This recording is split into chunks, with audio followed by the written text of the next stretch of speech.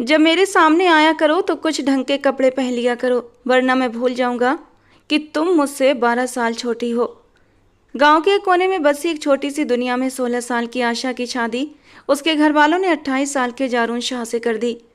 वजह सिर्फ इतनी थी कि जारून शाह के बूढ़े माँ बाप की सेवा के लिए कोई चाहिए था और आयशा एक बेहद गरीब घर की लड़की थी, इसीलिए उसे पूछे बिना ही उसे शादी के बंधन में बांध दिया गया। जारून शाह कभी भी उसके करीब नहीं आया था, क्योंकि उसे तो अपने माँ बाप के लिए एक नौकरानी चाहिए थी और वो उसे मिल गई थी। लेकिन एक रात तेज बारिश हो रही थी। आयशा अपने कमरे से नहीं निकली थी। उसने जारून के माँ बाप को दवा भी नहीं दी थी। जारून गुस्से में आयशा के कमरे में चला गया। देखा तो वो बुखार में बुरी तरह तप रही थी, सर्दी के मारे बुरी तरह कांप रही थी। उसकी सर्दी दूर करने के लिए वो उसके कंबल में घुस गया ताकि उसे गर्मी दे सके। लेकिन फिर धीरे धीरे हवेली के आंगन में चारों तरफ सूखे पत्ते बिखरे हुए थे। बड़ी बड़ी खिड़कियों के शीशों पर धूल मिट्टी जमी हुई थी। दो नौकरानियां हाथ में झाड़ू पकड़े आंगन की साफ सफाई कर रही थीं, जबकि एक नौकरानी हाथ में डस्टर पकड़े शीशों पर लगी हुई धूल हटा रही थी। परिवेश में गरिमा लिए आयशा एक कंधे पर शॉल डाले नौकरानी से अपनी निगरानी में काम करवा रही थी। साथ ही साथ कभी कभी खुद भी काम करने लग जाती। दिसंबर का आखिरी वक्त चल रहा था। कुछ दिन अच्छी धूप निकली थी और फिर कल शाम से आंधी आई थी। साफ सुथरी, खूबसूरत और चमचमाती हुई हवेली पर धूल मिट्टी की परत चढ़ चुकी थी। थोड़ी देर बाद पापा की आवाज़ आई तो आयशा हवेली के एक कमरे की ओर बढ़ गई। पापा हमेशा की तरह बिस्तर पर लेटे हुए थे और आयशा को बुला रहे थे, लेकिन उसे अपने लिए नहीं बल्कि मम्मी जी की ज़रूरत के लिए बुला रहे थे, जो चश्मा नाक पर चढ़ाए स्वेटर बुनने में मगन थी। मम्मी जी, आपको कितनी बार कहा है आप ये काम ना किया करें। इतनी देर तक देखने से आपके सिर में दर्द होने लगता है। आयशा ने मम्मी जी के पास बैठकर लाड से कहा। आयशा की इतनी फिक्र देखकर मम्मी जी मुस्कुरा दी। तो क्या हुआ, अगर सिर में दर्द हो जाएगा, तुम हो ना, सिर में तेल की मालिश कर दोगी तो दर्द ऐसे ही गायब हो जाएगा। मम्मी जी ने एक चुटकी बजाते हुए कहा तो आयशा उनकी मासूमियत पर हंस पड़ी। ठीक है, अब आप ये स्वेटर रख दीजिए, बाहर बहुत अच्छी धूप निकली हुई है। लॉन की सफाई हो जाए तो मैं आप दोनों को वहीं ले चलती हूँ। कुछ वक्त बाद आयशा मम्मी जी और पापा को लेकर लॉन में आ गई। मम्मी पापा काफ़ी वक्त बाद लॉन में आए थे, इसीलिए उनकी तबीयत काफ़ी फ्रेश लग रही थी। उसने किचन में जाकर कुछ फल काटे और उनके लिए भी भिजवा दिए। फिर खुद कमरे में आकर अपने लिए कपड़े निकालने लगी। उन कपड़ों पर धूल जम गई थी और शायद उसे अरसा ही गुजर गया था उन्हें छुए हुए। उसने एक सादा सा सूट निकाला और वॉशरूम में शावर लेने चली गई। वो शावर लेकर बाहर निकली तो एकदम सटपटा कर रह गई, क्योंकि सामने बेड पर ही जारून शाह बैठा हुआ था। आयशा का सूट हल्के रंग का था और गीले बाल पीठ पर बिखरे हुए थे। कमीज आगे से भी शरीर से चिपक गई थी। पीछे गला काफ़ी बड़ा था, जिसकी डोरियां अभी फ़िलहाल खुली हुई थीं। दुपट्टा बिस्तर पर जारून के पास ही पड़ा था। वो अपनी जगह पर साकित खड़ी थी, ना आगे जा सकती थी और ना ही वॉशरूम में वापस जा सकती थी। जारून शाह खुद ही उठा और उसका दुपट्टा हाथ में लेते हुए उसके सामने आया। आयशा की धड़कनें थम गईं। हाथ बढ़ाते हुए जारून शाह ने उसके गीले बालों को छुआ। वो सीधे आयशा की आंखों में देख रहा था। आयशा कभी नज़र उठाकर उसके चेहरे की ओर देखती तो कभी उसकी पलकें झुक जाती। ये मंजर बेहद हसीन था। आयशा के चेहरे पर शर्म की लाली फैली हुई थी और उसका सारा वजूद जारून शाह की नज़रों के घेरे में था। भीगा हुआ वजूद बेहद दिलकश लग रहा था। लंबे गीले बाल कुछ पीठ पर बिखरे थे और कुछ आगे की तरफ आए हुए थे। बालों की कुछ आवारा लटें भीग कर गर्दन से चिपकी हुई थीं। दूधिया रंगत पर सियाह बाल बेहद हसीन लग रहे थे। जारून शाह ने आगे बढ़ाकर उसकी गर्दन पर चिपके हुए बाल हटा दिए। गर्दन पर जारून शाह की उंगलियों का स्पर्श महसूस करते ही आयशा ने आंखें बंद कर लीं। उसकी आंखों में अजीब सी खुमारी और नशा उतरने लगा था। जारून शाह भी आयशा की कुर्बत में बहकने लगा। हाथ आगे बढ़ाकर उसने आयशा के कमर में हाथ डाला और उससे अपने करीब कर लिया। आयशा के पूरे वजूद पर एक कपकपी तारी हो गई। शर्म से चेहरा लाल पड़ गया, पलकें झुक गईं। धूप छाँव का ये मेल जारून शाह के दिल में उतरता जा रहा था। उसके लिए अपने जज्बातों पर काबू रखना मुश्किल हो रहा था। भीगी हुई गर्दन बेहद हसीन लग रही थी और उस नरम गोरी गर्दन पर काला तिल और भी गजब ढा रहा था। जारून शाह का दिल करने लगा कि वो उसकी गर्दन को अपने होठों से छू कर देखे। दिल की पुकार पर हाँ कहते हुए जारून आयशा की गर्दन पर झुक गया और हर जगह अपना नरम स्पर्श बिखेरने लगा। नरम रुई जैसी गर्दन पर अपने होंठ रखते ही जारून शाह को ऐसा लगा जैसे बदन में करंट दौड़ गया हो, जबकि आयशा तो बर्फ के एक पुतले में बदल चुकी थी। वो जारून शाह से हमेशा डरी रहती थी और इसीलिए विरोध करने की स्थिति में भी नहीं थी, मगर जारून शाह की शिद्दत को सहना भी उसके लिए बेहद कठिन था। जारून शाह उसकी कमर के घेरे को और मजबूत करते हुए उसे ऊपर उठा चुका था। वो बहुत छोटी सी थी, जारून शाह के कंधों तक भी मुश्किल से आती थी। नरम, नाजुक और पतला सा वजूद उठाना जारून शाह के लिए बाएं हाथ का खेल था। आयशा, जो जारून शाह की शिद्दतों के साथ बहक रही थी, उसकी गोद में उठाने पर अचानक होश में आई और जल्दी से उसके कंधे पर हाथ रखते हुए उसे होश दिलाने लगी, मगर वो पूरी तरह मदहोश हो चुका था। आयशा का दुपट्टा उसने अभी तक हाथ में पकड़ा हुआ था, बल्कि दाएं हाथ की मुट्ठी में लपेटा हुआ था।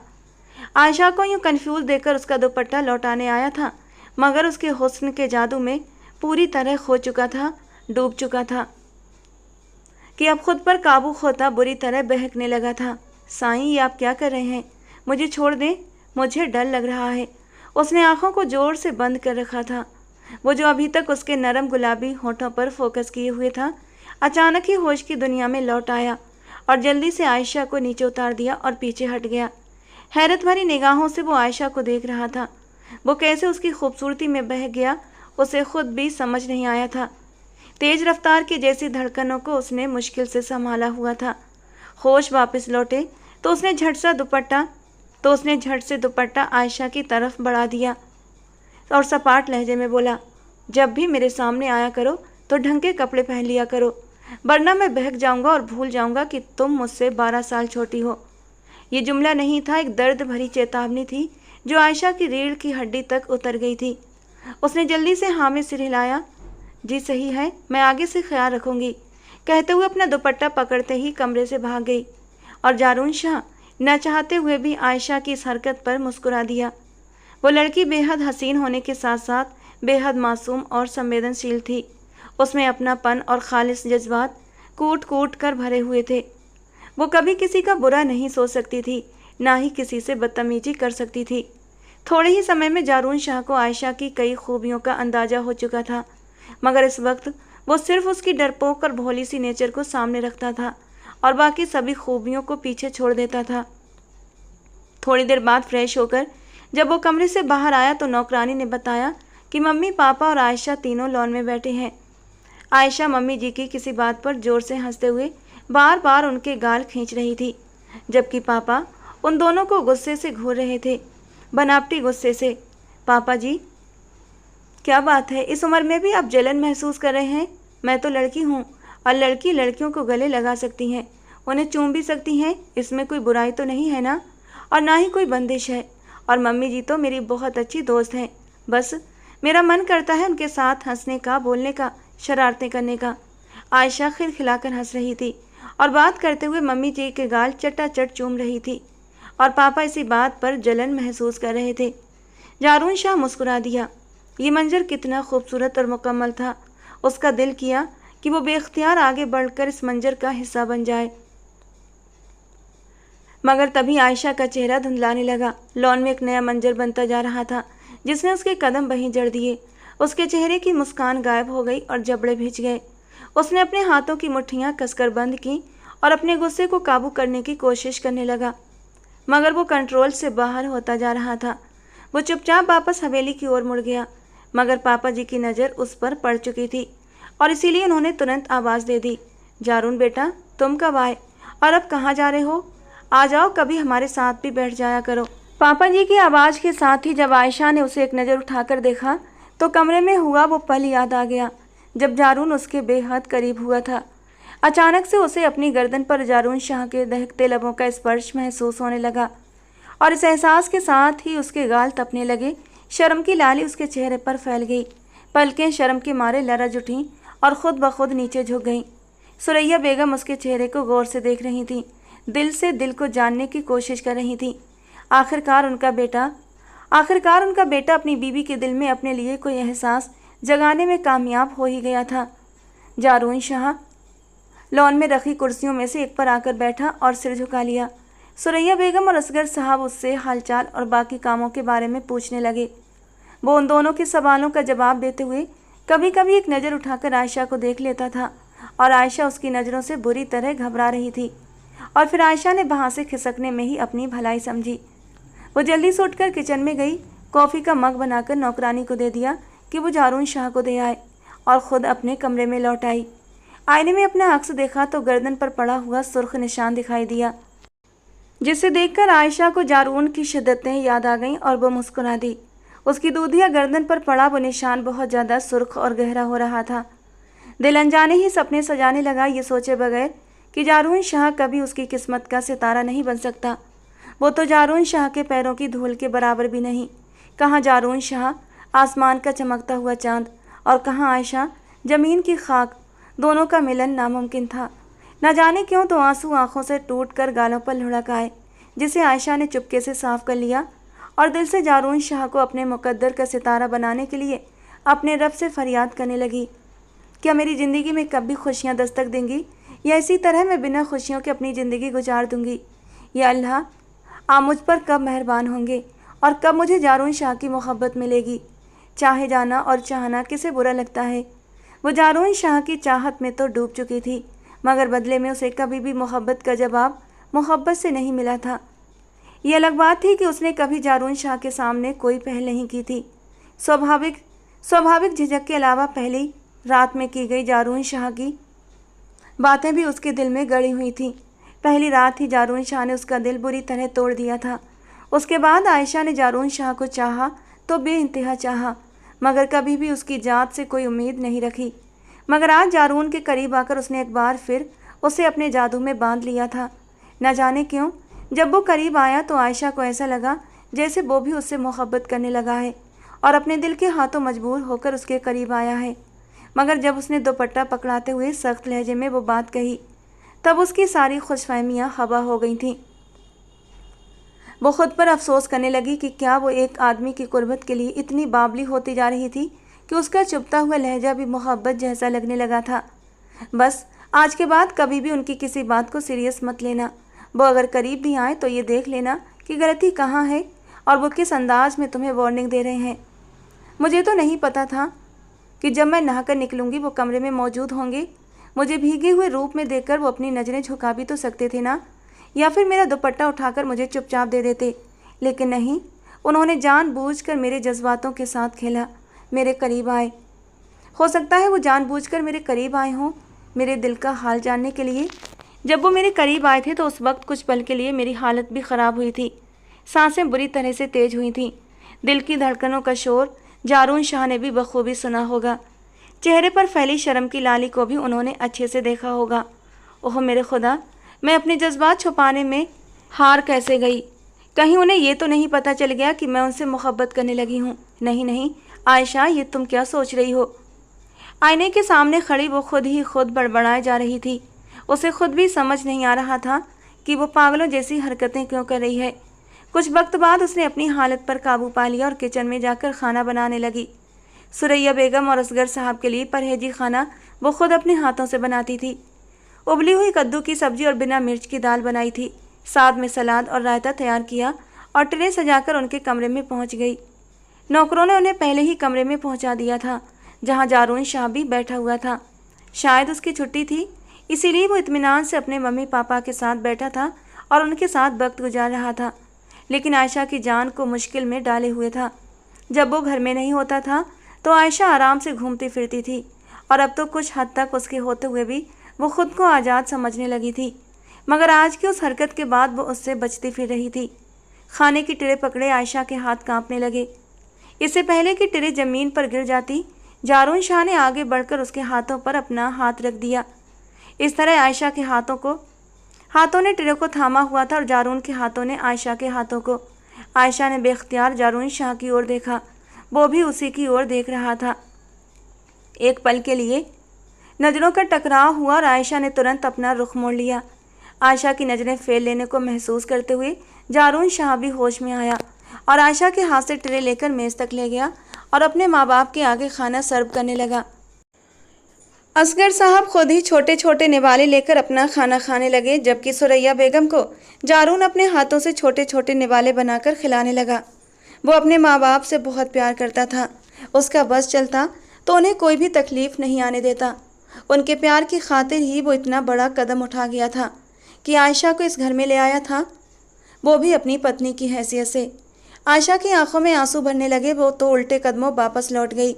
सुरैया बेगम और असगर साहब की वजह से वो इस घर में मौजूद थी। उन्हीं का ख्याल रखने के लिए आयशा को इस घर में लाया गया था। अब वो अच्छा खाना, पहनने और ओढ़ने के काबिल हो गई थी। उसने एक नई दुनिया देखी थी। शहर देखा था, शहर के लोग देखे थे, शहर की फिजाओं में घुली मिलावट को भी महसूस किया था और इंसानों की संगदिली की हदें देखी थीं। उसने खूबसूरत पत्थर के जैसे इंसान भी देखे थे जो अपने जज्बातों पर पूरी तरह काबू बनाए रखते हैं। ये सिर्फ सुरैया बेगम और असगर साहब थे जिनकी वजह से उसकी ज़िंदगी बदल गई थी। आयशा आबिद ने हमेशा सादा और साफ सुथरी ज़िंदगी जी थी, जिसमें खुशियाँ थीं, मोहब्बतें थीं और रंग ही रंग थे। माँ बाप गरीबी की मार सहते सहते ढेरों बीमारियों में उलझकर आखिरकार इस दुनिया से रुखसत हो गए। पहले बाप इस दुनिया से गया और बाप का गम माँ को ऐसा लगा कि वो भी बिस्तर से लग गई। और बाप के मरने के 6 महीने बाद ही आयशा की माँ भी उसे अकेला छोड़कर चल बसी। आयशा अपनी फूफी के यहाँ रहने लगी। घर के सारे काम करती, बदले में उसे 2 वक्त की रोटी और पहनने को कपड़े मिल जाते थे। फूफी की लड़कियों के उतरन के कपड़े खुदा का शुक्र अदा करते हुए चुपचाप पहन लिया करती थी। साथ ही कभी कभी फूफी की झिड़कियाँ और फूफा के ताने भी सुनने पड़ते थे। फूफी की बेटियों से ज़्यादा मुंह नहीं लगाती थी। घर में बहुत ज़्यादा खुशहाली नहीं थी, लेकिन गरीबी भी नहीं थी। आयशा ने हमेशा थोड़े में ही खुदा का शुक्र अदा करके अपनी ज़िंदगी गुजारने की आदत डाल ली थी। ज़्यादा की चाह उसे कभी नहीं हुई थी। उस वक्त भी वो अपनी ज़िंदगी से बहुत खुश और मुतमईन थी। आयशा की फूफी सलमा बेगम ने एक एहसान किया था उस पर कि उसका स्कूल नहीं छुड़वाया था, बस स्कूल बदलवा ज़रूर दिया था। पहले जो आयशा के माँ बाप जैसे तैसे करके उसे एक छोटे मोटे प्राइवेट स्कूल में पढ़ा रहे थे, अब उसकी फूफी ने उसे उस सस्ते से स्कूल से निकाल कर एक सरकारी स्कूल में डाल दिया था। यहाँ पर भी आयशा ने किसी से कोई शिकायत नहीं की थी, बल्कि सरकारी स्कूल में ही दिल लगाकर पढ़ने लगी थी। और अभी फ़िलहाल वो 10th क्लास की पढ़ाई कर रही थी। सुबह जल्दी उठकर सारे घर के काम करना, फिर स्कूल के बाद भी पूरा घर समेटना उसकी ही जिम्मेदारी थी। वो घर के काम निपटाने के बाद फूल पौधों की देखभाल करती, परिंदों को दाना डालती। आंगन के बीचों बीच लगे नीम के पेड़ पर पड़ा हुआ झूला उसकी इकलौती तफरीह था। दोपहर को जब फूफी की बेटियां आराम कर रही होती, वो झूले पर बैठकर ऐसे खुश होती जैसे उसे कोई खजाना मिल गया हो। फिर हवाओं के साथ गर्मी भी काफ़ी बढ़ गई थी। नीम के पत्ते आंगन में बिखरे हुए थे। कभी कभी तेज़ हवाएं चलने लगती तो सूखे पत्ते पूरे आंगन में फैल जाते, जिसकी वजह से आयशा बहुत परेशान हो जाती थी। उसका पूरा दिन साफ सफाई में ही गुजर जाता था। उस वक्त भी वो झाड़ू हाथ में लेकर सफाई कर रही थी जब फूफी की तेज़ आवाज़ सुनाई दी, आयशा कपड़े भी धोने हैं, जल्दी करो, सारा दिन क्या सफाई ही करती रहोगी। फूफी की बात सुनकर उसके हाथों की रफ्तार तेज हो गई। अम्मी, आपने क्यों एक मुफ्त का अजाब पाल रखा है? आप देखिए ना, जो जोड़ा आपने इसके लिए लिया उन्हीं पैसों में हमारी चूड़ियाँ आ जाती। फूफी की बेटी गजाला नफरत भरे लहजे में कह रही थी। वैसे तो वो आयशा से ज़्यादा बात नहीं करती थी, मगर जब भी फूफी आयशा के लिए कुछ नया खरीदती थी उनका यही रवैया होता था। आयशा का जोड़ा बहुत सस्ता सा था, जबकि गजाला और शमाला के जोड़े काफ़ी महंगे थे, मगर फिर भी उनकी नज़र में आयशा का जोड़ा खटक रहा था। उनके ख्याल में आयशा को कपड़े लेने की ज़रूरत ही क्या थी? उसे तो सिर्फ घर का काम ही करना था। उसे कहीं आना जाना तो था नहीं जो उसे नए कपड़ों की ज़रूरत पड़ती। उतरन से ही उसका काम चल जाता था। सलमा बेगम ने उसे झड़क कर चुप करा दिया। सलमा बेगम सिर्फ आयशा पर गुस्सा नहीं करती थीं, बल्कि अपनी बेटियों को भी कभी कभी डांट दिया करती थीं, मगर बेवजह की बातों का गुस्सा ज़्यादातर उनका आयशा पर ही निकलता था। आयशा ने जल्दी जल्दी सफाई की और फिर वॉशिंग मशीन लगाकर कपड़े धोने में लग गई। सलमा बेगम की दोनों बेटियां गजाला और शमाला टीवी के सामने जमी हुई थीं। गोद में फैशन मैगजीन रखी थी जब एक विज्ञापन पर उनकी नज़र ठिठक गई। अखबार में 28 साल के एक मर्द ने अपने रिश्ते के लिए ऐड दिया था। उसे अपने माँ बाप की सेवा करने के लिए एक बीवी की ज़रूरत थी। दहेज वगैरह की कोई मांग नहीं की गई थी, बल्कि घर वालों की आर्थिक मदद करने का वादा भी किया गया था। शमाइला ने गजाला की तरफ मतलब भरी नज़रों से देखा और फिर दोनों सलमा बेगम के पास आकर उनके कान में कुछ घुसर पुसर करने लगी। सलमा बेगम ने उनकी बात सुनी तो एकदम से नाराज होकर उन्हें डांटने लगी और किचन से बाहर निकाल दिया। दोनों बहनें मुंह बनाते हुए वापस आकर सोफे पर बैठ गईं। तभी गजाला ने आंखों में शैतानी चमक लिए शमाइला की ओर देखा और फिर अपने दिमाग में आया हुआ एक शातिराना प्लान उसे बताने लगी। शमाइला की आंखें भी गजाला की बात सुनकर चमक उठी। जब घी सीधी उंगली से ना निकले तो उसे टेढ़ा करना ही पड़ता है। अम्मा ऐसे नहीं मान रही तो वैसे सही। जब उन्हें आयशा से जान छुड़ाने का इतना अच्छा मौका मिल रहा था तो वो इस मौके को हाथ से जाने देना नहीं चाहती थीं। दोनों ही अपने इरादों को लेकर पक्की थीं। जबकि बाहर कपड़े धोती आयशा को उनके मंसूबों की कोई खबर नहीं थी। आयशा कपड़े धोकर आई तो तेज़ धूप निकल आई थी।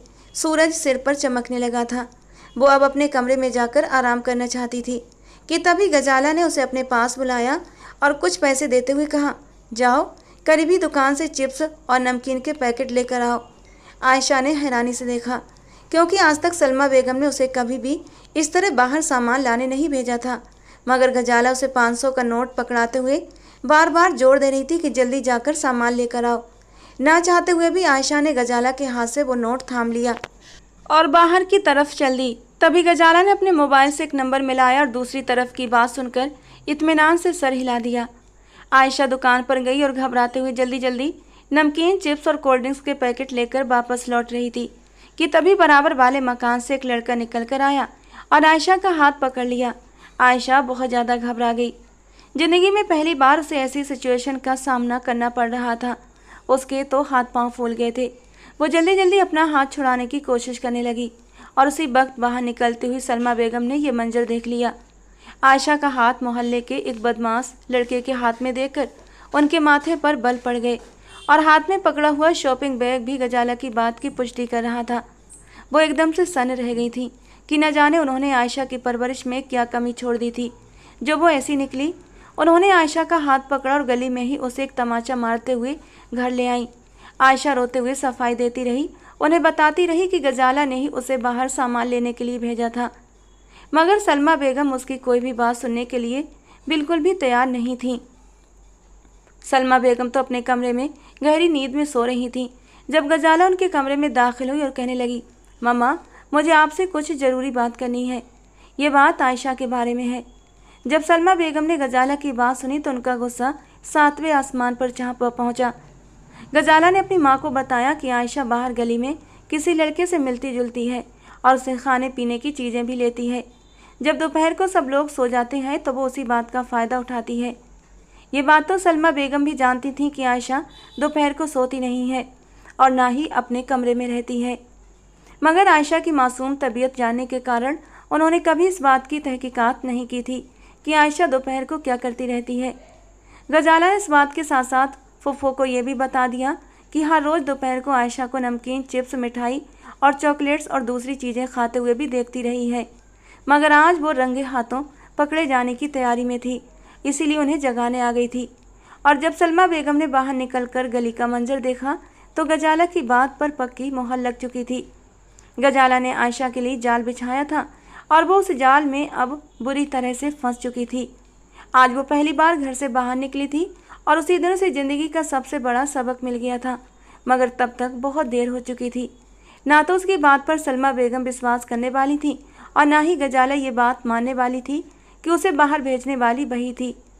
सलमा बेगम ने पीट पीट कर आयशा को निढाल कर दिया था और ख़ुद अपने कमरे में जाकर बंद हो गई। उन्हें बहुत दुख हो रहा था। आयशा उनके भाई की बेटी थी जिसका उन्होंने हर तरह से ख्याल रखा था। बस कभी कभी अपने पति की बातें सुनकर वो आयशा से सख्त ज़रूर हो जाया करती थीं, मगर दिल से कभी उसका बुरा नहीं चाहा था। इसी वजह से उन्होंने अखबार में रिश्ते वाला ऐड देखकर भी गजाला और शमाइला को डांट दिया था जब वे आयशा की शादी उस लड़के से कराने की सलाह दे रही थी। आयशा जख्मों से चूर अपने छोटे से कमरे में पड़ी हुई थी, जबकि सलमा बेगम अपने कमरे में पड़ी आंसू बहा रही थीं। 2-3 दिन बीत चुके थे तो गजाला और शमाइला माँ के पास आईं और उन्हें उस बात के लिए राज़ी कर लिया कि अखबार में दिए गए रिश्ते के इश्तिहार पर संपर्क करें और आयशा की रुखसती कर दें। इसी में हम सबकी भलाई है। सोचिए तो अम्मी, वो भी इज्जत के साथ इस घर से विदा हो जाएगी और साथ ही हमारे हाथ भी एक अच्छी खासी मोटी रकम आ जाएगी। आखिरी बात पर सलमा बेगम ने अपनी बेटी को घूर कर देखा था तो उसने जल्दी से बात बदल दी। मम्मी, वो बहुत अमीर लड़का है, अगर वो हमारी थोड़ी सी आर्थिक मदद कर देगा तो क्या बुरा है।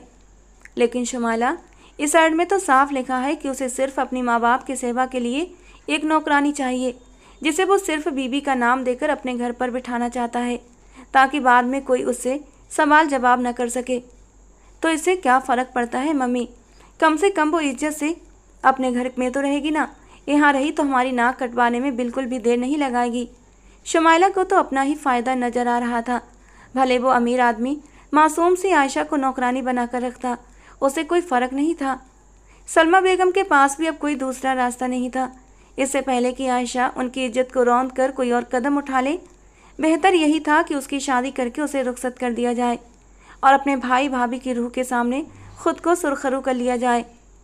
उन्होंने अखबार में दिए गए नंबर पर फ़ौरन संपर्क किया और अगले दिन आकर सादगी से आयशा का निकाह करके ले जाने की बात भी पक्की कर दी। जारून शाह को जब उसकी सेक्रेटरी ने ये रिश्ता बताया तो वो एक पल को हैरान रह गया, मगर जब सेक्रेटरी ने बताया कि लड़की अपनी फूफी के पास रहती है, उसके माँ बाप नहीं हैं और इसीलिए उसकी फूफी जल्द से जल्द उसकी शादी कर देना चाहती हैं, तो वो संतुष्ट हो गया। फूफी आयशा के पास आई और उसे बता दिया कि अगले दिन उसका निकाह और रुखसती तय कर दी गई है। आयशा उनकी बात सुनकर स्तब्ध रह गई। उसे तो बिल्कुल भी यकीन नहीं आ रहा था कि उसकी फूफी उसके साथ ऐसा भी कर सकती हैं। उसने एक बार फिर आगे बढ़कर फूफी के पांव पकड़ लिए और अपनी सफाई देने लगी। फूफी, मैंने कुछ भी गलत नहीं किया, मुझे गजाला ने ही पैसे देकर बाहर भेजा था। मगर फूफी को उसकी किसी भी बात पर यकीन नहीं था। वो जल्द से जल्द बदनामी का ताज अपने सिर से उतार कर फेंक देना चाहती थी। उनकी अपनी भी तो बेटियां थीं, कल को उनके भी रिश्ते आने थे। अगर आयशा मोहल्ले में ऐसी हरकतें करती रही तो उनकी बेटियों के रिश्ते में रुकावट आ सकती थी। गजाला और शुमाइला भी बहुत खूबसूरत थीं, मगर आयशा का हुस्न उनसे कहीं ज़्यादा था। जो मासूमियत और पाकीज़गी आयशा के चेहरे पर नज़र आती थी, वो गजाला और शुमाइला दोनों के चेहरे पर नहीं थी। आयशा के चेहरे पर कुदरती हुस्न की झलक साफ नज़र आती थी, जबकि गजाला और शुमाइला ने तरह तरह के ब्यूटी प्रोडक्ट्स इस्तेमाल कर करके अपने चेहरे की मासूमियत को खो दिया था। अगले ही दिन जारून शाह अपने मम्मी पापा और चंद लोगों के साथ आयशा के घर में मौजूद था। खाने का इंतजाम भी उसने पहले ही कर दिया था। होटल से खाने का ऑर्डर देकर आयशा के घर का पता लिखवा दिया था। इस तरह से उन लोगों का 1 रुपया भी खर्च नहीं हुआ था।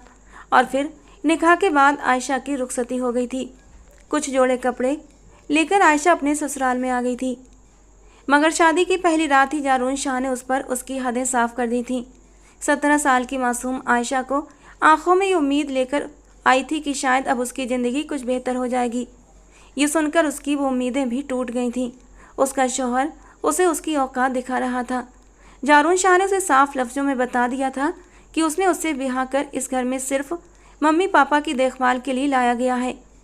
वो अक्सर घर पर नहीं होता था और नौकरों के भरोसे अपने माँ बाप को छोड़ नहीं सकता था।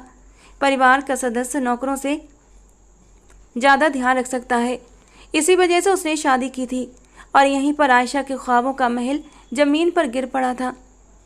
आयशा ने सच्चे दिल से सुरैया बेगम और असगर साहब की सेवा शुरू कर दी थी। वे भी उससे बेहद मोहब्बत करने लगे थे और इस तरह से आयशा का दिल लग गया। मगर उसकी ज़िंदगी में जो मोहब्बत की कमी थी उसे सिर्फ जारून शाह ही पूरा कर सकता था। और जारून शाह उसे इस घर में लाने के बाद अपने माँ बाप की तरफ से बेफिक्र होकर लंदन चला गया था। वहाँ भी उनका कुछ बिजनेस फैला हुआ था, जिसे बाइंड अप करने में उसे खुद वहाँ जाना जरूरी था। और वो वहाँ जाकर अपने बिजनेस में ऐसा उलझा कि उसे पूरा 1 साल लग गया था। लेकिन वो अपने माँ बाप की तरफ से बेफिक्र था, क्योंकि कहीं ना कहीं उसे आयशा पर भरोसा था और उसके माँ बाप से भी उसकी बातचीत होती रहती थी। वो दोनों ही आयशा से बहुत खुश थे, लेकिन जारून शाह को जल्द से जल्द लौटने की सलाह देते थे। वो दिल से आयशा को अपनी बहू स्वीकार कर चुके थे और वो चाहते थे ये रिश्ता जो सिर्फ कागज़ों पर बना हुआ था अब एक असल रूप धारण कर ले। दोनों अपनी शादीशुदा ज़िंदगी की शुरुआत कर लें। सुरैया बेगम तो दबे लफ्ज़ों में आयशा को समझाती भी थीं कि वो तुम्हारा पति है, उसे अपनी तरफ अट्रैक्ट करने की कोशिश करो, खूबसूरत हो, जवान हो, और सबसे बड़ी बात उसके माँ बाप तुमसे बहुत खुश हैं। एक मर्द को और क्या चाहिए। और वो नज़र झुकाकर रह जाती। सुरैया बेगम उसका सर अपनी गोद में रखते हुए प्यार से कहती, जब तुम ब्याह कर इस घर में आई थी उस वक्त तुम 17 साल की थी। मुझे भी लगता था इतनी जल्दी इस रिश्ते की शुरुआत नहीं होनी चाहिए, लेकिन अब माशाल्लाह तुम 18 साल की हो चुकी हो, बालिग हो चुकी हो। इस रिश्ते की शुरुआत करने में अब तुम्हें देर नहीं लगानी चाहिए। और वो कुछ भी नहीं बोल पाती। जारून शाह के नाम पर उसके दिल की धड़कन तेज हो जाती थी, लेकिन वो इसका इजहार ना तो जारून शाह से कर सकती थी और ना ही अपनी सास सुरैया बेगम से। उसे तो लगता था कि वो उससे पूरी तरह गाफिल हो गया था, जबकि ये सिर्फ आयशा का गलत ख्याल था। जब तक कि जारून लंदन से वापस नहीं आ गया था। जब से जारून लंदन से वापस आया था, उसकी नज़रें आयशा पर फिसलने लगी थीं। अनजाने ही उसकी नज़र आयशा के नाजुक वजूद पर उठ जाती और फिर नज़र पलटना भूल जाती। शायद इस मजबूत रिश्ते की डोर थी जो दोनों को एक दूसरे की ओर खींचने लगी थी। जारून शाह को हर पल उसका वजूद अपनी तरफ खींचता था। जारून शाह को लड़कियों से एक अजीब सी चिढ़ होती थी। वो कभी भी शादी नहीं करना चाहता था।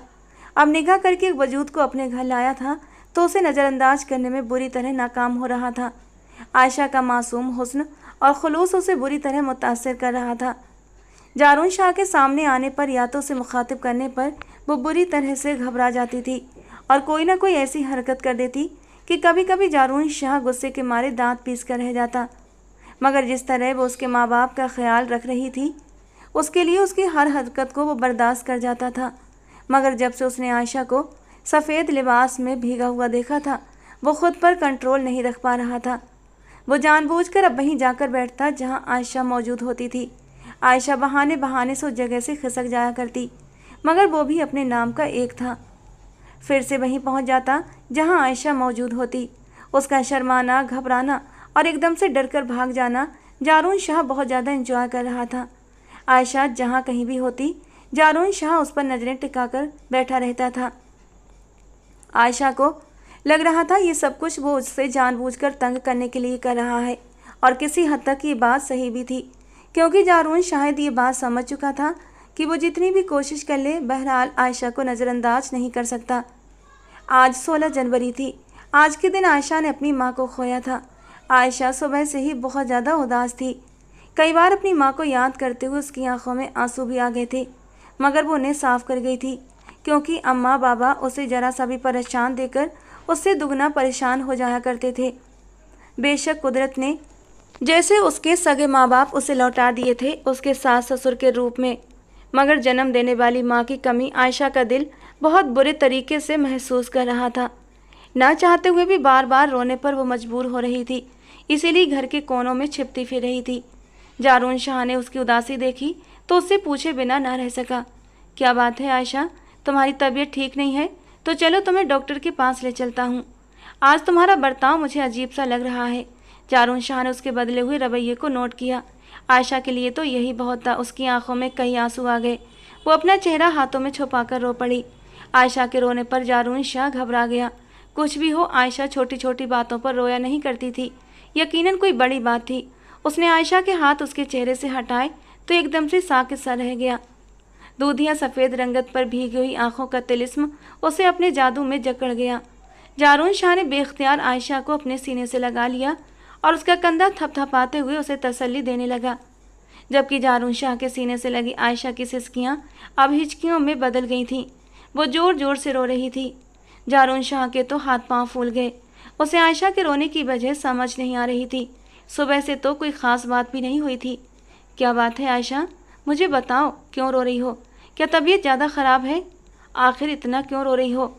उसे खुद से अलग करते हुए जारून शाह ने नरमी से उसके आंसू पोंछे थे।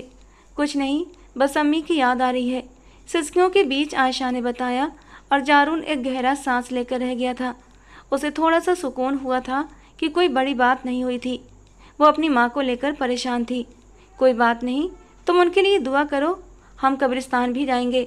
जारून शाह ने उसे तसल्ली दी। तभी उसकी सेक्रेटरी का फ़ोन आ गया। वो एक अर्जेंट मीटिंग के लिए उसे ऑफिस बुला रही थी। आयशा को इस हाल में छोड़कर जाना जारून शाह का दिल नहीं कर रहा था, मगर यह भी एक मजबूरी थी, उसे जाना पड़ा।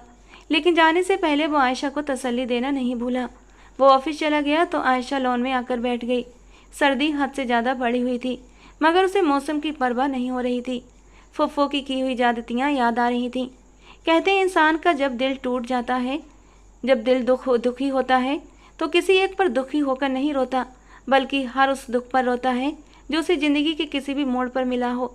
आयशा का भी उस वक्त यही हाल था। वो अपनी ज़िंदगी में मिले हर एक दुख पर रो रही थी।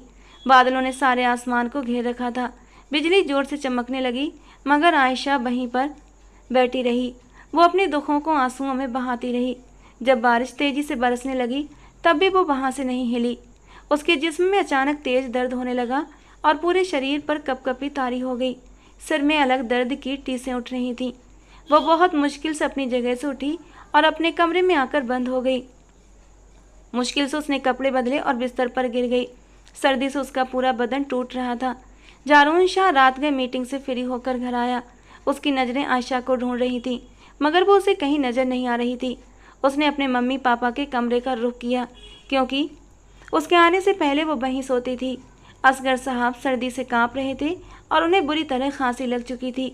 वो जल्दी से पापा की हालत देखकर उनकी तरफ बढ़ा और उन्हें सीधा करके बिस्तर पर लिटा दिया। क्या बात है पापा, आपकी तबीयत इतनी ख़राब क्यों हो रही है? और आयशा कहाँ है? जिस पर सुरैया बेगम ने कहा, जो अपने घुटनों पर दबा लगा रही थी। जैसे जैसे सर्दी बढ़ती थी, उन्हें घुटनों का दर्द परेशान करता था और हर रात सोने से पहले आयशा उनके घुटनों की मसाज जरूर करती थी, लेकिन आज वो खुद ही अपने घुटनों की मसाज कर रही थी। पता नहीं जारून, मैंने भी उसे काफ़ी आवाज़ें दी, मगर वो कमरे में ही नहीं आई।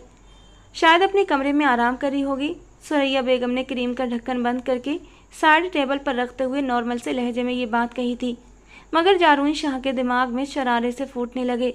आज ही उसने आयशा को जरा सी तवज्जो दी थी और आज ही वो मम्मी पापा से गाफिल हो गई थी। वो शायद इसे इंतजार में थी कि जारून शाह उसे तवज्जो दे और वो उसके माँ बाप से बिल्कुल गाफिल हो जाए। उसने खुद ही असगर साहब को दवाई दी और गुस्से से सुलगते हुए दिमाग के साथ कमरे से बाहर निकल आया और फिर आयशा के कमरे में गया।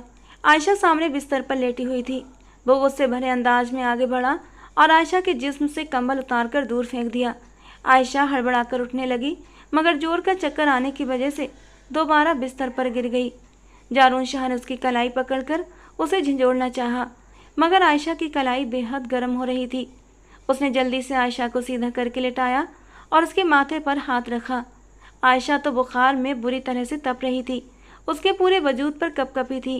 गीले बाल बिस्तर पर बिखरे हुए थे। आयशा उठो, क्या हुआ है तुम्हें? क्या तुम बारिश में भीगती रही हो?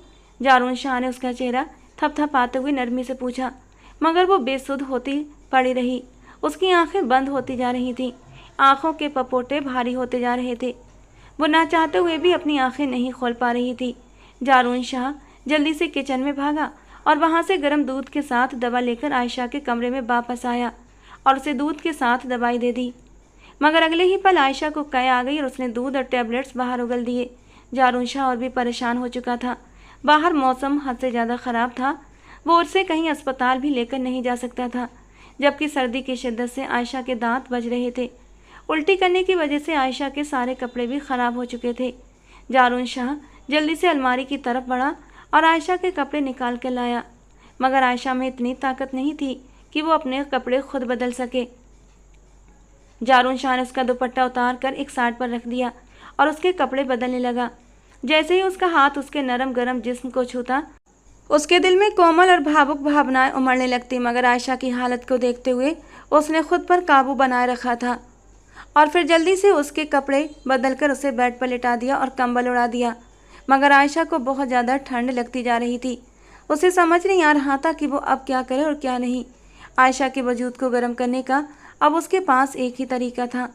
वो धीरे से आयशा के कंबल में घुस गया और उसके शरीर को अपने सीने से लगा लिया। आयशा का बुखार हद से ज़्यादा बढ़ता जा रहा था। वो न कुछ खा रही थी और ना ही उसे बाहर अस्पताल लेकर जाया जा सकता था। जारून अजीब सी उलझन में फंस चुका था और फिर उसने अपनी शर्ट के बटन खोले और शर्ट उतारी और आयशा के शरीर को भी। आयशा का कांपता हुआ वजूद जारून के बदन की गर्मी पाकर धीरे से उसके सीने में लिपट गया था। कुछ वक्त बाद उसने आयशा को हर पर्दे से आज़ाद कर दिया था ताकि अपने शरीर की गर्मी उसे पहुंचा सके। जब उसका गर्म वजूद जारून को अपने सीने पर महसूस हुआ तो जैसे अंगारे से जल उठे थे। वो उसके वजूद की सारी गर्मी अपने वजूद में उतारने लगा। नाजुक धड़कनें जारून के चौड़े सीने से सटी हुई थीं। उसके जज्बातों में तूफान मचने लगा। बिना सोचे समझे उसने अपने तपते हुए होंठ आयशा के माथे पर रखे और फिर उसके चेहरे पर हर जगह अपना स्पर्श छोड़ने लगा। वो उसकी गर्दन पर झुका और वहाँ भी अपनी छाप छोड़ने लगा। धीरे से अपना हाथ आयशा की पीठ पर ले जाते हुए उसने एक ही पल में उसके हुक खोल दिए थे और वो आखिरी छोटा सा कपड़ा भी उसके वजूद से हटा दिया। अब वो पूरी तरह से उसके वजूद की नरमियों में डूबने लगा था। जब उसने अपने होठों से आयशा की मुलायम धड़कनों को छुआ तो बेहोशी की हालत में भी आयशा के होठों से एक सिसकी निकली थी, जिसे जारून ने अपने होठों में कैद कर लिया। दोनों की सांसें गर्म होती जा रही थीं। आयशा के जिस्म को जारून शाह का वजूद गर्मी देने लगा था। बाहर बारिश जोरों से बरस रही थी, जबकि जारून शाह की मोहब्बत की बारिश में आयशा धीरे धीरे भीगती जा रही थी। अब आयशा की कपकपाहट थोड़ी दूर हो गई थी। वो आयशा से थोड़ा पीछे हटा, मगर आयशा फिर से उसके वजूद में सिमटने लगी। जारून शाह आयशा की बीमारी और बेसुधी के दौरान कोई रिश्ता नहीं बनाना चाहता था। वो नहीं चाहता था कि आयशा बाद में ये सोचे कि उसने उसकी बीमारी का फ़ायदा उठाया। मगर जिस तरह से आयशा उसके करीब आ रही थी, उसके लिए खुद पर काबू रखना मुश्किल हो गया था। उसने आयशा का सिर तकिए पर रखा और फिर उसे कंबल उड़ाते हुए किसी घटा की तरह उस पर छाने लगा। वो जज्बातों की रोह में बहता जा रहा था, जबकि आयशा भी अब पूरी तरह से उसका साथ दे रही थी। उसकी ठंड अब पूरी तरह ख़त्म हो चुकी थी। वो जारून की संगत को महसूस करने लगी थी। उसकी अधखुली मदहोशी भरी आंखें जारून के चेहरे पर टिकी हुई थी और जारून उन आंखों पर एक एक करके अपने होंठ रख देता है। दोनों के जिस्म एक दूसरे की गर्माहट को महसूस कर रहे थे। जारून शाह ने उसके हाथों को अपने हाथों में लिया और अपने तपते हुए होंठ आयशा के कंधे पर रख दिए और फिर कंधों से होता हुआ वो नीचे धड़कनों तक आ गया। एक एक धड़कन को छूता हुआ वो अब नीचे वैली की ओर बढ़ रहा था। वैली बटन पर अपने लब रखता हुआ वो आयशा को मचलने के लिए मजबूर कर चुका था और जब जारून शाह थोड़ा सा नीचे और बढ़ा तो आयशा के मचलते हुए शब्दों से उसे अपने कानों में सुनाई दिए, जारून शाह प्लीज़ होश में आइए। मैं होश में हूँ आयशा, पूरी तरह होश में, और जो हो रहा है उसे होने दो। अब मैं और इंतजार नहीं कर सकता। इस रिश्ते को पूरी सच्चाई से शुरू करना चाहता हूँ। जरा सा सर ऊपर उठाते हुए उसने आयशा को तसल्ली दी और फिर से धीरे धीरे उसके वजूद की नरमियों में उतरता चला गया। उस दिन आयशा को भीगी हुई हालत में देखने के बाद जारून शाह का उसके करीब आने को दिल चाहने लगा था, मगर उसने खुद पर काबू रखा था। आज उसके पास सारे मौके थे कि आज वो जी भरकर आयशा के वजूद से खुद को सैराब करता। अब उसके चेहरे को अपने दोनों हाथों के प्याले में थामे उसे मोहब्बत से निहार रहा था। जारून शाह ने आयशा की ठोड़ी को छू लिया और फिर उसके होंठों पर झुक गया। आयशा ने अपनी बाहों को मजबूती से जारून शाह की कमर के चारों ओर बांध रखा था। जारून के हाथ धीरे धीरे उसके वजूद पर सरकने लगे और फिर दोनों वक्त की कैद से आज़ाद होकर एक दूसरे के वजूद में खो गए। लम्हा ब लम्हा रात भीगती जा रही थी और आयशा और जारून के जिस्मों में एक दूसरे की कुर्बत से सुकून उतर रहा था। सरसारी और खुशी का एक अजीब सा एहसास था जो दोनों के वजूद में उतरता चला जा रहा था। दोनों ने एक दूसरे के अधूरे वजूद को मुकम्मल कर दिया था और एक दूसरे के साथ खुशनुमा ज़िंदगी गुजारने की सोच लिए एक दूसरे की बाहों में ही सो चुके थे। अगली सुबह बेहद हसीन थी। आयशा जारून शाह के सीने पर सर रखकर सो रही थी, जबकि जारून शाह ने भी उसके चारों ओर अपनी बाहों का घेरा बना रखा था। रात को जिस तरह जारून शाह ने आयशा का ख्याल रखा था उसे सब याद था। आयशा ने उठकर बिस्तर से निकलना चाहा तो जारून शाह ने उसकी कलाई थाम ली और कहने लगा, तुम्हारी इतनी ज़्यादा तबीयत ख़राब थी और तुमने मुझे कॉल करके बताना ज़रूरी नहीं समझा। आयशा ने शर्मिंदगी से सर झुका लिया और कहने लगी, मुझे मोबाइल वगैरह इस्तेमाल करना नहीं आते। मुझे नहीं पता कि किसी को कॉल कैसे करते हैं। उसकी बात सुनकर जारून शाह हैरान रह गया था, मगर अपनी हैरानी का इजहार नहीं किया क्योंकि वो आयशा को शर्मिंदा नहीं करना चाहता था। आयशा की पिछली ज़िंदगी के बारे में वो अब गहराई से सोचने लगा। आज तक आयशा के मायके से कोई भी उसकी खैर खबर लेने नहीं आया था और ना ही शादी के बाद जारून शाह से कोई मांग की गई थी। बेशक आयशा के माँ बाप इस दुनिया में नहीं थे, मगर जिस फूफी ने उसे बचपन से पाला था उनके दिल में भी आयशा के लिए मोहब्बत का कोई एहसास नहीं जागा था। आयशा नहाकर नीचे जा चुकी थी और नाश्ता बनाने के बाद माँ बाबा को नाश्ता करवा रही थी। जब जारून शाह भी नहाने के बाद नीचे आ गया, वो आयशा की तरफ देखकर मुस्कुरा दिया था, जबकि आयशा के चेहरे पर भी शर्मीली सी मुस्कान आकर ठहर गई थी। वो रात भर के वाक़ये के बारे में सोचकर जी भरकर शर्म से लाल टमाटर हो रही थी। उसकी आंखों के सामने बार बार वही मंजर लहरा रहा था जब वो ठंड की शिद्दत से मजबूर होकर बार बार जारून शाह के सीने में लिपट रही थी। उसके चेहरे की लाली सुरैया बेगम से छुपी नहीं रह सकी थी। उनके चेहरे पर एक सुकून भरी मुस्कुराहट दौड़ गई कि उनके बेटे ने अपनी शादीशुदा जिंदगी की शुरुआत कर ली है। अब बस उन्हें एक ही ख्वाहिश बाकी बची थी कि जल्द से जल्द उनकी गोद में जारून शाह का बच्चा खेले।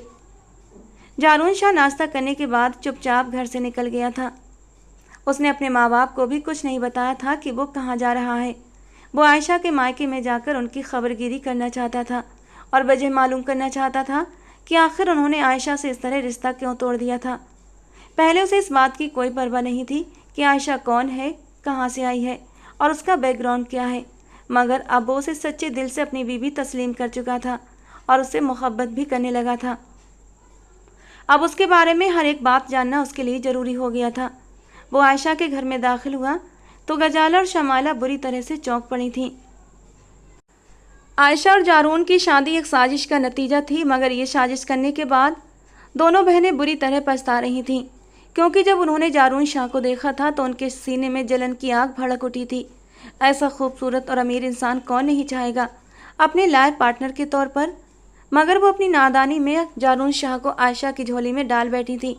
अब उन्हें रह रहकर खुद पर ही गुस्सा आ रहा था, मगर अब पछताने से कुछ नहीं होने वाला था। अगर माँ को सारी बात बता भी देती तब भी जारून शाह अब उनके हाथ आने वाला नहीं था। जारून शाह को देखते ही उन्होंने गर्म जोशी से जारून शाह का इस्तकबाल किया। जारून शाह को देखते ही फुप्पो भी आयशा की याद में रोने लगी।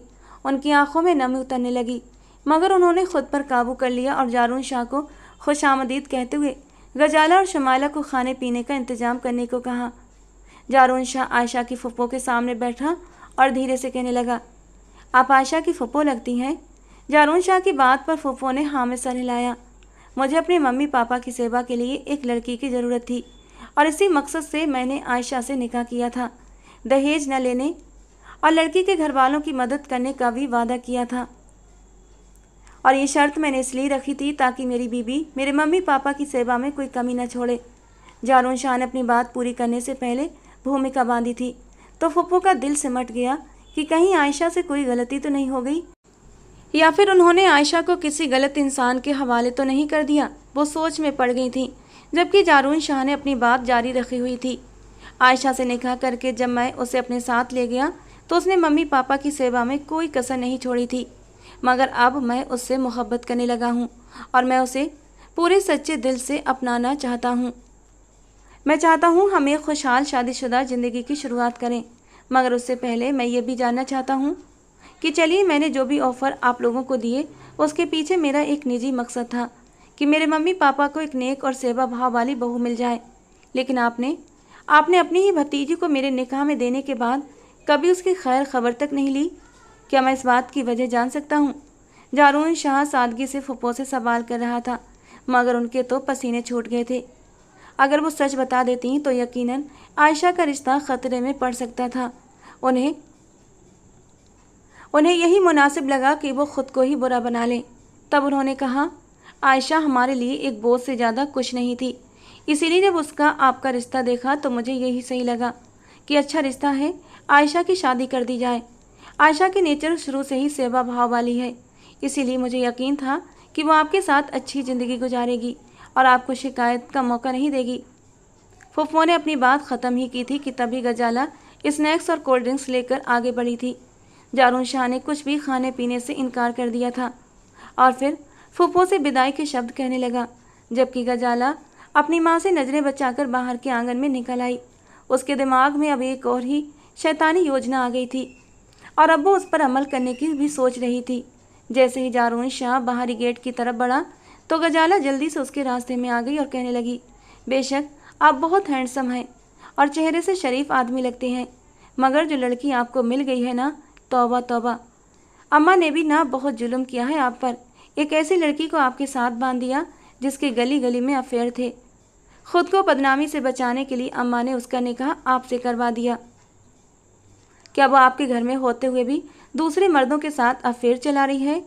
गजाला ने अफसोस के अंदाज में सिर झटक दिया, जबकि उसकी बात सुनकर जारून शाह हैरान रह गया था। उसका दिल किया कि सामने खड़ी हुई लड़की के चेहरे पर 2 थप्पड़ जड़ दे, आयशा की मासूमियत और पाकीज़गी का वो खुद गवाह था। उसके किरदार पर शक वो मरकर भी नहीं कर सकता था, और उस यकीन पर पक्की मोहर रात को ही लग चुकी थी जब वो आयशा के करीब गया था और उससे अपने रिश्ते की शुरुआत की थी। वो वाकई एक अनछुई मासूम सी कली थी जिसकी ज़िंदगी में पहला आने वाला मर्द और उसे छूने वाला मर्द सिर्फ वही था। वो जानता था आयशा बेगुनाह है, मगर सामने खड़ी लड़की की बकवास ने उसका दिमाग ख़राब कर दिया था। बकवास बंद करो अपनी। क्या मैं नहीं जानता? तुम्हारे चेहरे पर जलन के निशान साफ नज़र आ रहे हैं। तुम आयशा से जलती हो, इसीलिए मुझे उसके किरदार के बारे में शक में डालकर उसका घर बर्बाद करना चाहती हो। मगर मैं उन मर्दों में से नहीं हूँ जो किसी की भी बातों में आकर अपनी बीवी के किरदार पर शक करे। हाँ, तुम्हारे किरदार पर मुझे शक जरूर हो रहा है, क्योंकि इंसान दूसरों को भी अपने ही आईने से देखता है। जारून शाह की इन बातों ने गजाला के तन बदन में आग लगा दी और वो गुस्से से कहने लगी, अच्छा, अगर ऐसी बात है तो मोहल्ले के उस घर में जाइए और वहाँ जाकर पूछिए कि आयशा का उस लड़के से क्या रिश्ता था। गजाला को लगा था कि मोहल्ले का वो आवारा लड़का अब भी आयशा के साथ अपने रिश्ते की तस्दीक करेगा, मगर ऐसा नहीं हुआ। जारून शाह को किसी गवाही की ज़रूरत नहीं थी, मगर गजाला खुद ही जाकर बराबर वाले घर से अहमद को पकड़ कर ले आई और जारून शाह के सामने लाकर खड़ा कर दिया। लेकिन उस लड़के ने जारून शाह को साफ साफ बता दिया कि ये सब गजाला की साजिश थी, जिसके नतीजे में आयशा की शादी जारून शाह से कर दी गई थी। जारून शाह ने एक नज़र गजाला पर डाली और फिर उसके पीछे खड़ी आयशा की फुप्पो को देखा, जिनकी आंखों में आंसू बह रहे थे। वो तो यहाँ इसलिए आई थी कि जारून शाह को समझा सकें और उसे कहें कि वो आयशा की नादानी को माफ़ कर दे और उसे अपनी ज़िंदगी से ना निकाले, मगर यहाँ आकर तो उन्हें कोई और ही सच्चाई पता चली थी। आयशा का तो इसमें कोई कसूर ही नहीं था। इसका मतलब आयशा उस दिन बिल्कुल सच कह रही थी। उन्होंने एकदम से अपने सीने पर हाथ रखा जहाँ दर्द की टीसें उठने लगी थीं। जारून शाह एक जताती नज़र उन पर डालकर घर चला गया और फिर कुछ देर बाद आयशा के साथ वापस लौटा था। फूफो ने आयशा के सामने हाथ जोड़ रखे थे, जबकि आयशा बहती आंखों के साथ उन्हें खुद से माफ़ी मांगने से लगातार रोक रही थी। कुछ वक्त की माफ़ी तलाफ़ी के बाद आयशा और फूफो हंस हंस कर बातें कर रही थीं, जबकि गजाला शर्मिंदगी से अपने कमरे में बैठी हुई थी। उसकी अपनी ही माँ अब उससे नफरत करने लगी थी और उसके लिए यही सज़ा काफ़ी थी। जारून शाह ने आज उसके किरदार पर लगे एक एक दाग को धो डाला था। वो बहुत ही मोहब्बत से जारून शाह की ओर देख रही थी। जारून शाह ने आयशा को उसका मायका लौटा दिया था और वो बहुत खुश थी। बेशक उसके सब्र और वफा का फल अल्लाह ताला ने उसे बेहतरीन रूप में दिया था। अब आगे की ज़िंदगी बेहद हसीन गुजरने वाली थी। दोस्तों, आज की कहानी कैसी लगी कमेंट बॉक्स में ज़रूर बताना। पसंद आई हो तो प्लीज़ लाइक करना। रोज़ एक नई और रोमांटिक कहानी के लिए हमारे चैनल को सब्सक्राइब करना। मिलते हैं अगली कहानी में।